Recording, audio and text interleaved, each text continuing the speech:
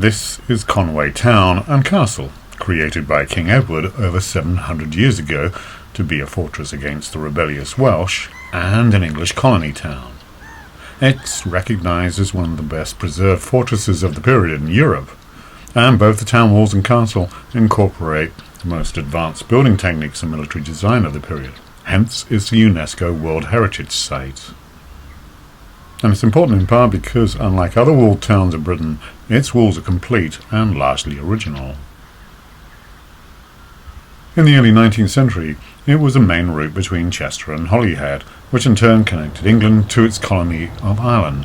In 1826, the ferry across the River Conway was replaced with the causeway and suspension bridge designed and built by the engineer Thomas Telford, who also completed the Menai suspension bridge in the same year, which is the first suspension bridge of significance.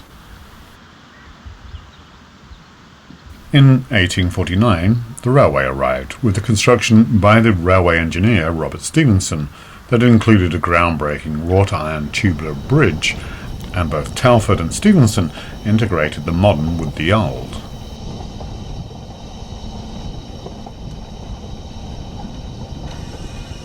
A new gate was created in the wall to accommodate the rail line, and the line continued through a short tunnel under the wall as it exits.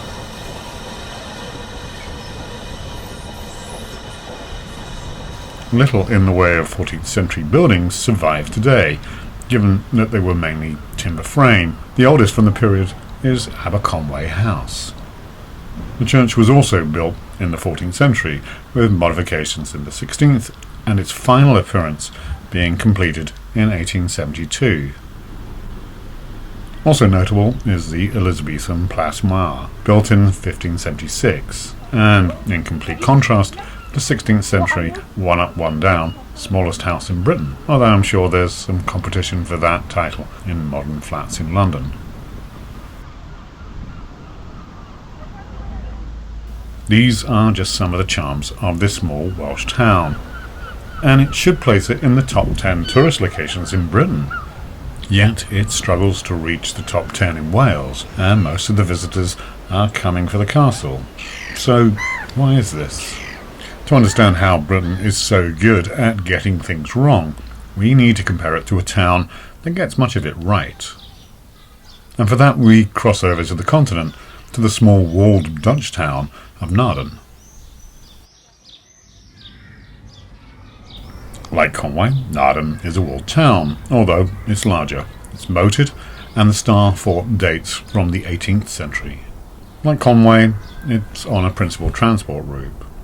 But there is something distinctively different. It has the history. The town has retained its architectural character. It has an ancient church, city walls you can walk around, a museum, and other tourist attractions. It has plenty of businesses and restaurants and cafes. Is it the cobbled streets, the bird song perhaps? There's something about it that is very Dutch. In the early part of the 20th century, towns coped with traffic because, well, there was simply less of it. In the 1950s, only 10% of households owned a car. Most road transport was buses. By 1960, when the new road bridge was constructed, the number of cars had risen fourfold. And by the 1980s, traffic became a serious problem. The A55 had been greatly upgraded in the 1970s to motorway standard, but at Conway there was a bottleneck. But what to do? Edward created the fortified town to control the Sycan Pass, as the coastal route was simply too narrow for a large number of rebels or government forces. The narrow road hugging the cliff only widened by Telford, and with a tunnel installed in 1930.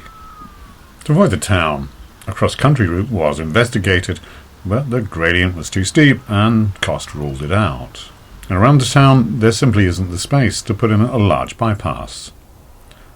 So an expensive immersed tube tunnel was constructed over 5 years and opened by Queen Elizabeth in 1991.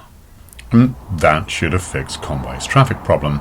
And when it comes to through traffic, It has. But traffic still dominates the town.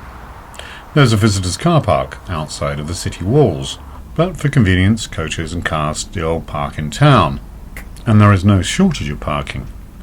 A town report from 2017 counts 585 parking places. I filmed the castle during COVID when tourists were absent, and the castle car park dominates the town. According to early maps, it was once parkland. There is parking within the walled town everywhere. The railway station has parking, the quayside has parking, there is street parking and parking around hotels. Parking is the least valuable use of land. The out-of-town Morvebach car park charges £7.20 for 24 hours, and at most £1.40 an hour. The parking in town could be used for markets and outdoor dining, and that space being worth far more than £1.20 an hour. Not just because more revenue per square metre can be made, but because it would attract more visitors. 4 to 6 car parking spaces could alternatively be used for retail, and the hotels with limited parking could instead have an outdoor dining area or hot tubs or a garden. The 2017 town plan suggests limiting street parking, and despite the lack of ambition, local traders apparently object, as they believe this will impact passing business. The thinking being, if people cannot just pull up in front of a shop, they will shop elsewhere. Traffic also makes towns noisy. We've been conditioned to accept road noise, but when you visit a quiet Dutch town, you realise that there is more to traffic noise than just interrupting a conversation you might be having in the street.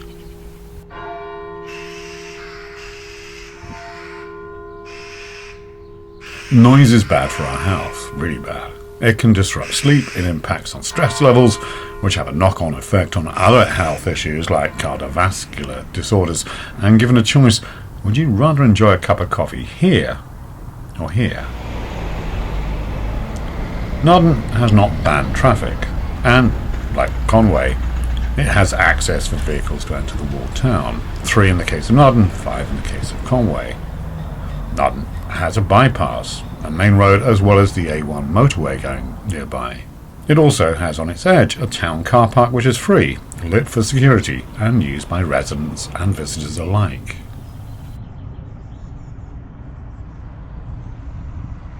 An advantage Nardan has over Conway is that Greater Naarden, the later town development, can avoid entering the old town if they wish to go beyond the town.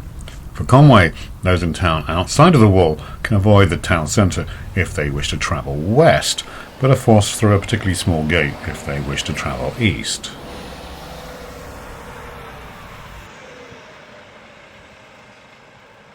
Now, traffic could be restricted to all but residents in the town. It's not much of a diversion to use the A55. But in recent years, the narrative of a war on the motorist has been fostered, particularly by the political right. And this has included objections to low-traffic neighbourhoods, common in Europe, and restricting cross-city, cross-town traffic. This encourages residents to exit the town, use the bypass or ring road, to then access the other side of town rather than driving through the centre. A decade ago, the walled historic town of Dubrovnik in Croatia banned motor vehicles entirely. Dubrovnik is also a UNESCO World Heritage Site, which is larger than Conway, with a wall which is 1.2 miles, compared to Conway's 0.8 of a mile. Visitors, shoppers, residents and hotel guests are expected to walk a kilometre or less. Some of the hotels offer a buggy service for the less abled and for luggage, and disability scooters are not banned. And the impact, apart from remaining a fabulous tourist destination, has been entirely positive, with no lack of passing trade. In contrast, Conway does have some empty properties, although not as bad as many towns which are often made up of vape and charity shops. The old Palace Cinema, built in 1935, is a gem, but the main auditorium is unused. The old library and theatre remains abandoned since 2014, with the council looking to sell it off. The imposing brutalist extension, built following a fire in 1966, designed by the Welsh architect Gwilym Parry Davies to reflect the fortified walls of the town, is under threat as developers want to remove the extension and replace it with flats. Restricting traffic and widening the streets for pedestrians and cyclists would benefit the town both aesthetically and financially. Narrowing the streets for vehicles discourages drivers without banning them. If you have to drive slowly, then we drivers tend to find alternative routes if we are just traversing a town, or use other forms of transport like walking and cycling and buses. Whilst there's no space for the outlying suburb to have a ring road, there is space to expand the car park outside of the city walls and encourage more public transport. The town is on a main rail line, but typically, for the UK, the service is one train every 2 hours. So why is Britain so different to the Netherlands?